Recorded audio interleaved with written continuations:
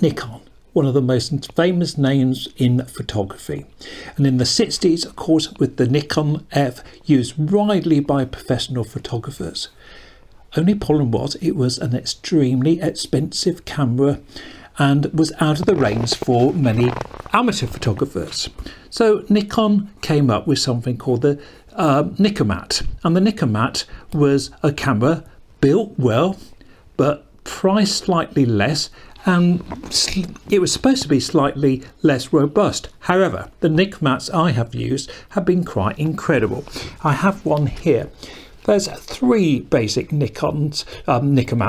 There's the FT, the FTN, and I think it's the FTN3. And they are similar cameras. They have, there was one without a meter called a Nikkormat FS. But the basic Nikkormat, the first one here is the FT, and it had a meter in. Obviously manual focusing, built well, takes the classic Nikon lens, and perhaps I will start with this lens, because the lens, which is the classic Nikon F mount, has a unique feature which is called this bunny ears here on the lens, and the bunny ears link the aperture of the lens to a mechanism on the camera. So you have to be careful, especially on the FT, to have the aperture at 5.6 there when you engage the lens. Because basically what you're doing, you are engaging the lens and you're setting the camera up. So you engage lens on 5.6 with the pin right over to the right hand side. Engage, then you take it all the way to F2 or whatever the rider stop is, and then to the smaller stop, F16, and that then sets the lens on the camera. What I really liked about the Nikon, or I should say Nikkormat, is you set your shutter here, and the shutter speeds go from 1000 to B, and your aperture is here. You also have, a little bit like on some of the Zeiss cameras of the time, you have not only the meter in the prison, you have a meter here. So you have to have switched the meter on by turning the lever to on position, and then you can take your meter reading there, so you can have a look, or you can look through the lens and you will see a plus and minus, and you set the aperture to wherever that middle point is. The ASA or ISO, as we would now call it, is at the bottom here.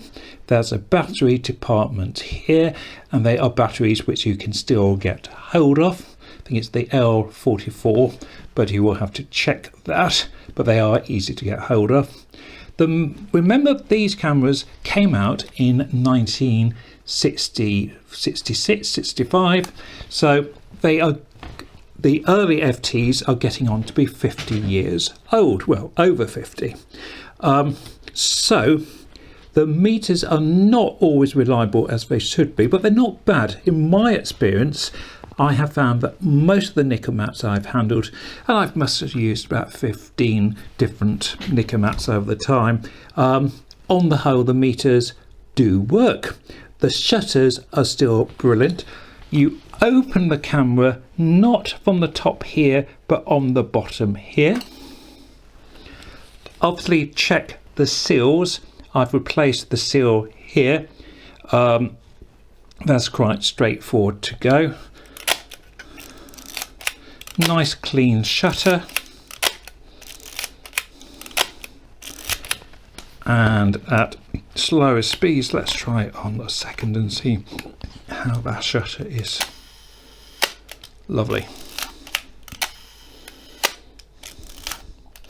Is a horizontal shutter and slightly different to the shutters you would find in such cameras like the Pentax. So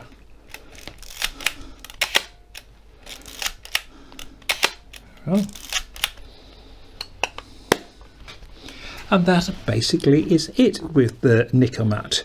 As I said, I remember first seeing them as a youngster and really wanting one, and this was back in, I would have been about 15, and in about 1979 I remember seeing them in a photographic shop in Poole, second hand, and even then the second hand price was £100. But what I loved about it was its weight. It felt like a proper camera.